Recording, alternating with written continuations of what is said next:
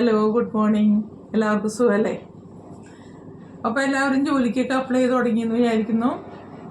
ഓരോ ദിവസവും ഓരോ ജോലിക്കെങ്കിലും നിങ്ങൾ അപ്ലൈ ചെയ്ത് നോക്കുക. അതായത് CV, കവർ ലെറ്റർ ഇതൊക്കെയും തന്നെ വളരെ കറക്റ്റായിട്ട് ഒബ്സർവ് ചെയ്ത് അതിൽ യാതൊരു തെറ്റുകളും ഇല്ല എന്ന് ഉറപ്പാക്കിയിട്ട് വേണം നിങ്ങൾ അപ്ലൈ ചെയ്യാനായിട്ട്. ഞാൻ നേരത്തെ പറഞ്ഞു ന്യൂസിലൻഡിലേക്കുള്ള ചില ഇമിഗ്രേഷൻ അപ്ഡേറ്റ്സ് ഒക്കെ വന്നിട്ടുണ്ട്. അപ്പോൾ അതുകൊണ്ട് ന്യൂസിലൻഡിൽ കുറച്ച് ബുദ്ധിമുട്ടാണ്, എങ്കിലും ജോലി കിട്ടി വരുന്നവരുണ്ട് കേട്ടോ.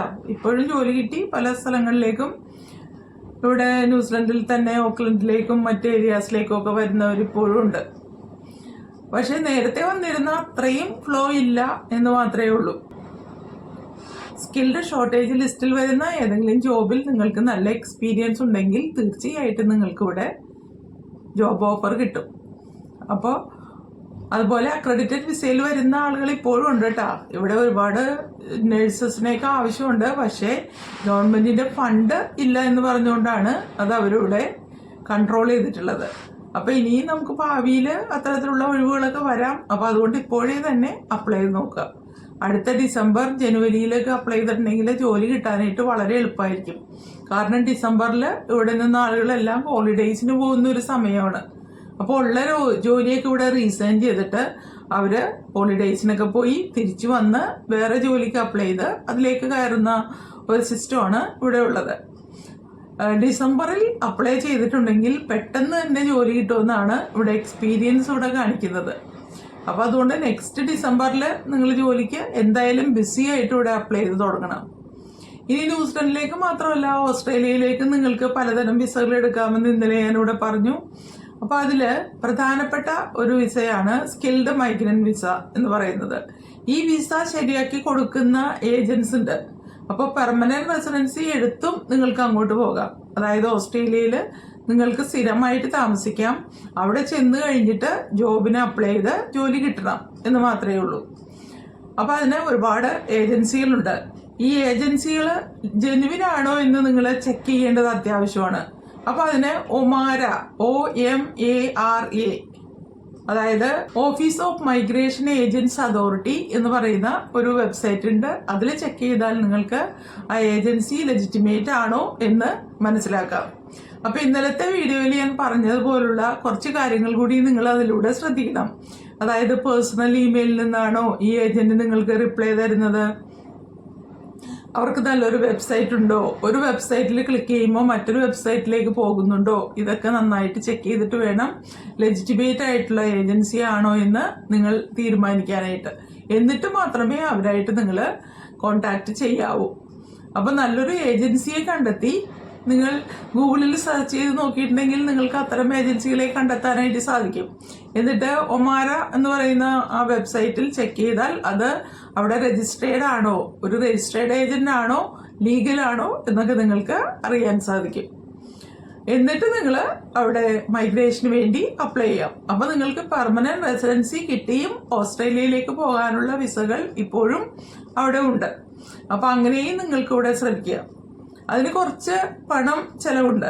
ഏകദേശം $370 നിങ്ങൾക്ക് തിരിച്ച് കിട്ടാത്ത ഫീസായിട്ട്, അതായത് ആപ്ലിക്കേഷൻ ഫീസായിട്ട് നിങ്ങൾ ചെലവാക്കേണ്ടി വരും. ഇത് നിങ്ങൾക്ക് തിരിച്ചു കിട്ടില്ല. നമ്മൾ എന്തിനായാലും ഒരു ആപ്ലിക്കേഷൻ വാങ്ങിയിട്ടുണ്ടെങ്കിൽ ആ പണം നമുക്കിവിടെ തിരിച്ചു കിട്ടാറില്ലല്ലോ. അപ്പൊ അതുപോലെ അതിന്റെ ചെലവിലേക്കായിട്ടാണ് ഈ $370 അവരിവിടെ വാങ്ങുന്നത്. അപ്പൊ ആ വിസയ്ക്ക് നിങ്ങൾക്ക് ഇവിടെ ഇപ്പോൾ അപ്ലൈ ചെയ്യാം. നിങ്ങൾ ഒരു നഴ്സ് ആവട്ടെ, അതുപോലെ കെയർ ജോബ്സ് ചെയ്യുന്നവരായാലും, സ്കിൽഡ് ഷോർട്ടേജ് ലിസ്റ്റിൽ വരുന്ന ഏതെങ്കിലും ജോബായാലും, ട്രേഡ്സ് ആയാലും, പലതരത്തിലുള്ള ഫിറ്റർ, വെൽഡർ, അതുപോലെ മരപ്പണിക്കാര്, ഇങ്ങനെ പലതരത്തിലുള്ള ജോലികൾ, അതുപോലെ അഗ്രികൾച്ചറൽ വർക്കേഴ്സ്, എല്ലാവർക്കും ഉണ്ട് ഇത്തരത്തിലുള്ള permanent residency sub class visa sub class 190 എന്നാണ് അതിവിടെ അറിയപ്പെടുന്നത്. നോമിനേറ്റഡ് വിസ സബ് ക്ലാസ് 190 എന്നാണ് അതിവിടെ അറിയപ്പെടുന്നത്. അതായത് ഒരു സ്റ്റേറ്റ് അല്ലെങ്കിൽ ഒരു ടെറിട്ടറി നിങ്ങളെ നോമിനേറ്റ് ചെയ്താൽ മാത്രമേ നിങ്ങൾക്ക് ആ വിസ ഇവിടെ കിട്ടുള്ളൂ. അപ്പൊ ആദ്യം തന്നെ നിങ്ങൾ ഒരു EOI സബ്മിറ്റ് ചെയ്യണം. അതായത് ആദ്യം നിങ്ങൾ എക്സ്പ്രഷൻ ഓഫ് ഇൻട്രസ്റ്റ് സബ്മിറ്റ് ചെയ്യണം. എന്നിട്ട് ഒരു സ്റ്റേറ്റ് അല്ലെങ്കിൽ ടെറിട്ടറി നിങ്ങളെ ആക്സെപ്റ്റ് ചെയ്യുകയാണെങ്കിൽ നിങ്ങൾക്ക് ആ വിസയ്ക്ക് അപ്ലൈ ചെയ്യാം. പിന്നെ ഈ പെർമനന്റ് റെസിഡൻസി വിസ കിട്ടി അങ്ങോട്ട് ചെന്നാലും നിങ്ങളുടെ ക്വാളിഫിക്കേഷൻ അനുസരിച്ചുള്ള ജോബ് പെട്ടെന്ന് തന്നെ കിട്ടണമെന്നൊന്നുമില്ല കേട്ടോ. ആദ്യം നിങ്ങൾക്ക് ഒരുപാട് സ്ട്രഗിൾ ചെയ്യേണ്ടതായിട്ട് വരും. ഒരു പുതിയ നാട്ടിലേക്ക് പോകുമ്പോൾ നമ്മൾ കുറച്ച് പണം കയ്യിൽ കരുതിയിട്ട് വേണം പോകാനായിട്ട്. കുറച്ച് നാളത്തെ എക്സ്പെൻസ് ഒക്കെ മീറ്റ് ചെയ്യേണ്ടത് ആവശ്യമാണ്. ചിലപ്പോൾ ആദ്യം തന്നെ നിങ്ങൾക്ക് നല്ലൊരു ജോബ് കിട്ടിയില്ല എന്ന് വരും. പക്ഷെ കുറച്ച് നാൾ സ്ട്രഗിൾ ചെയ്തിട്ടുണ്ടെങ്കിൽ നിങ്ങൾക്ക് അവിടെ പിടിച്ചു നിൽക്കാനായിട്ട് സാധിക്കുമെന്നാണ് എൻ്റെ അറിവ്. അപ്പോൾ ഇതുവരെ പോയിട്ടുള്ളവരെല്ലാം ചെന്ന ഉടനെ തന്നെ നല്ല ജോലിയൊന്നും കിട്ടിയിട്ടില്ല അവിടെ താമസിക്കുന്നത്. അവർക്ക് കുറേ നാൾ സ്ട്രഗിൾ ചെയ്ത് ചിലപ്പോൾ ഇവിടെ കമ്പ്യൂട്ടർ ജോബ്സ് ഒക്കെ ചെയ്ത് സ്കിൽഡ് ആയിട്ടുള്ള ആളുകളാണ് അങ്ങോട്ട് ചെല്ലുന്നത്. അവിടെ ചെന്ന് ചിലപ്പോൾ സെയിൽസിലോ അല്ലെങ്കിൽ ഏതെങ്കിലും ഹോട്ടൽസിലോ ചിലപ്പോൾ അവിടെ പാത്രം കഴുകുന്ന ജോബ്സ് ഒക്കെ ആയിരിക്കും കിട്ടുന്നത്. അപ്പം പിടിച്ചു നിൽക്കാനായിട്ട് ആ ജോലി ചെയ്താലേ സാധിക്കുള്ളൂ. കാരണം നിങ്ങളുടെ ലിവിങ് എക്സ്പെൻസ് അതുപോലെ റെന്റ് ഇതൊക്കെ കൊടുത്തു വിട്ടേണ്ടതായിട്ടില്ലേ. അപ്പോൾ പെട്ടെന്ന് തന്നെ നിങ്ങൾക്ക് നല്ലൊരു സാഹചര്യം ഉണ്ടാവുമെന്ന് വിചാരിച്ച് ഒരിക്കലും ഒരു പുതിയ രാജ്യത്തേക്ക് പോകരുത്. അവിടെ ചെന്ന് ഒരുപാട് സ്ട്രഗിളൊക്കെ ചെയ്ത് കുറച്ച് നാൾ കഴിയുമ്പോഴായിരിക്കും നിങ്ങൾ നിങ്ങളുടെ ലക്ഷ്യത്തിൽ എത്തിച്ചേരുന്നത്. അപ്പോൾ ഇപ്പോഴും നിങ്ങൾക്ക് ഞാൻ നേരത്തെ പറഞ്ഞ ജോബ് സൈറ്റ് വഴി സീക്ക് വഴിയൊക്കെ ഓസ്ട്രേലിയയിലേക്കും ജോലിക്കും അപ്ലൈ ചെയ്യാം. അവിടെയും ഈ അക്രഡിറ്റഡ് വിസ ഉണ്ട് കേട്ടോ. ആ ജോലിക്ക് അപ്ലൈ ചെയ്ത് ജോലി കിട്ടി അങ്ങോട്ട് ചെല്ലാം. ആ ജോലി കിട്ടി ചെല്ലുമ്പോൾ നമ്മൾക്ക് ഒന്നും ഇവിടെ പേടിക്കേണ്ട ആവശ്യമില്ല. കാരണം നമുക്ക് നല്ലൊരു വരുമാനമുണ്ട്. ആ വരുമാനത്തിൽ നമുക്ക് റെന്റ് കൊടുക്കാം, നമ്മുടെ എക്സ്പെൻസ് മീറ്റ് ചെയ്യാം, പാർട്ട്നേഴ്സിനെയൊക്കെ കൊണ്ടുപോകാം. അപ്പം അങ്ങനെയുള്ള സംവിധാനമുണ്ട്. അപ്പം ജോലിക്കും അപ്ലൈ ചെയ്ത് തുടങ്ങുക. പൈസ ഒന്നും ചിലവില്ലാതെ നിങ്ങൾക്ക് അങ്ങോട്ട് പോകാൻ സാധിക്കും. അതുപോലെ തന്നെ നിങ്ങൾക്ക് അവിടെ പെർമനന്റ് റെസിഡൻസി എടുക്കാനുള്ള വിസകളും ഉണ്ട്. അപ്പോൾ ആ വിസയ്ക്ക് നിങ്ങൾക്ക് അപ്ലൈ ചെയ്യാം. ജോലി കിട്ടാതെയും പോകാം, ജോലി കിട്ടിയും ഓസ്ട്രേലിയയിലേക്ക് പോകാനുള്ള ഓപ്ഷൻസ് ഉണ്ട്. ന്യൂസിലൻഡിൽ ഉള്ളതുപോലെ അത്രയ്ക്ക് സ്ട്രിക്ട്നെസ് ഒന്നും വിസയ്ക്ക് ഓസ്ട്രേലിയയിൽ ഇപ്പോൾ ഏർപ്പെടുത്തിയിട്ടില്ല. പക്ഷേ ഫ്യൂച്ചറിൽ അവിടെയും വരാനായിട്ട് ചാൻസ് ഉണ്ട്. ഈ വിസകളൊക്കെ ശരിയാക്കി കൊടുക്കുന്ന ഏജൻസ് ഉണ്ട്. ലെജിറ്റിമേറ്റ് ആയിട്ടുള്ള ഒരു ഏജൻസിക്ക് പ്രൊഫഷണൽ വെബ്സൈറ്റ് ഉണ്ടാവും, അവരുടെ പ്രൊഫഷണൽ ഇമെയിൽ ഉണ്ടാവും. അതുമാത്രമല്ല അവരുടെ ടെസ്റ്റിമോണിയൽസ് ഉണ്ടാവും. കുറേ ആളുകളൊക്കെ അങ്ങോട്ട് പോയ ആളുകൾ റിവ്യൂസ് ഒക്കെ എഴുതിയിട്ടുണ്ടാവും. അപ്പോൾ ശരിക്കും റിവ്യൂസ് നോക്കിയിട്ട് മാത്രമേ നിങ്ങൾ അങ്ങോട്ട് കോണ്ടാക്ട് ചെയ്യാനായിട്ട് ശ്രമിക്കാവൂ. ഏജൻസ് ഇത്തരം വിസകൾ ശരിയാക്കാനായിട്ട് $500 സാധാരണ ഈടാക്കാറ്. നേരത്തെ ഞാൻ പറഞ്ഞത് ആപ്ലിക്കേഷൻ ഫീ ആണ്.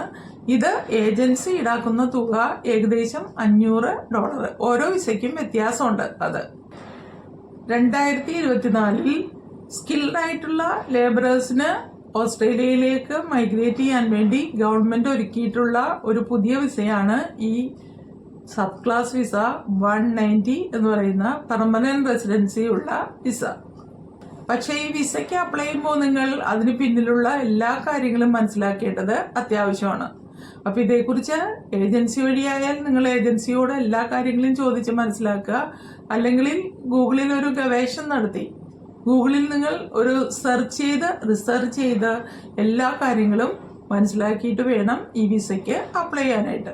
നിങ്ങൾക്ക് പരിചയമുള്ള ആരെങ്കിലും ഇത്തരം രാജ്യങ്ങളിലേക്ക് പോയിട്ടുണ്ടെങ്കിൽ അവരോട് ചോദിച്ചും ഓരോ കാര്യങ്ങൾ മനസ്സിലാക്കാം. അല്ലെങ്കിൽ ഏജൻസിക്ക് ഇമെയിൽ അയച്ചാലും അവർ ഡീറ്റെയിൽഡ് ആയിട്ടുള്ള കാര്യങ്ങൾ നിങ്ങൾക്ക് പറഞ്ഞു തരും. Skilled independent visa 189, nominated visa 190. ഇത് രണ്ടും തമ്മിൽ വ്യത്യാസമുണ്ട്. ആദ്യത്തേന് സ്പോൺസർഷിപ്പ് ആവശ്യമില്ല, അത് ഇൻഡിപെൻഡന്റ് വിസയാണ്. രണ്ടാമത്തേതിന് ഒരു സ്റ്റേറ്റ് അല്ലെങ്കിൽ ടെറിട്ടറി നിങ്ങളെ സ്പോൺസർ ചെയ്യണം. അപ്പൊ അതിനാണ് നിങ്ങൾ എക്സ്പ്രഷൻ ഓഫ് ഇൻട്രസ്റ്റ് സബ്മിറ്റ് ചെയ്യുന്നത്. അപ്പൊ ഏത് സ്റ്റേറ്റ് ആണോ ടെറിട്ടറി ആണോ നിങ്ങളുടെ ജോലിക്ക് ആവശ്യക്കാരുള്ളത് അവർ നിങ്ങളെ ആക്സെപ്റ്റ് ചെയ്താൽ ആ വിസയ്ക്ക് നിങ്ങൾക്ക് അപ്ലൈ ചെയ്യാം. സബ് ക്ലാസ് 190 വിസയ്ക്ക് നിങ്ങൾക്ക് അപ്ലൈ ചെയ്യാം.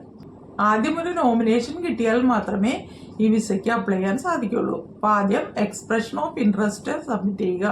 അപ്പോൾ നിങ്ങൾക്ക് അവിടെ നിന്നൊരു നോമിനേഷൻ കിട്ടും. അതിനുശേഷം ഈ 190 വിസയ്ക്ക് നിങ്ങൾക്ക് അപ്ലൈ ചെയ്യാം. ഇതുകൂടാതെ ടെമ്പററി വിസയും ഉണ്ട്. ഈ ടെമ്പററി വിസയിൽ പോയാൽ നിങ്ങൾക്ക് ഒരു നിശ്ചിത കാലത്തേക്ക് മാത്രമേ അവിടെ വർക്ക് ചെയ്യാനായിട്ട് സാധിക്കുള്ളൂ. അതിനുശേഷം വിസ തീരുമ്പോൾ നിങ്ങൾ ആ വിസ പുതുക്കേണ്ടി വരും, അല്ലെങ്കിൽ നിങ്ങൾ തിരിച്ചു പോരേണ്ടി വരും. എല്ലാവർക്കും നല്ലത് വരട്ടെ. എല്ലാവരും ഇതുപോലുള്ള രാജ്യങ്ങളിലൊക്കെ ചെന്ന് സെറ്റിൽ ചെയ്ത് നിങ്ങളുടെ ഭാവി സുരക്ഷിതമാക്കട്ടെ എന്ന് ആശംസിച്ചുകൊണ്ട് എല്ലാവർക്കും വിജയാശംസകൾ നേർന്നുകൊണ്ട് ഞാൻ എൻ്റെ വീഡിയോ ഇവിടെ കൺക്ലൂഡ് ചെയ്യുന്നു. ഇനി നമുക്ക് ഇതുപോലെ മറ്റ് ഇൻഫർമേഷൻസുമായി അടുത്ത ദിവസം കാണാം. അതുവരെ see you. Bye.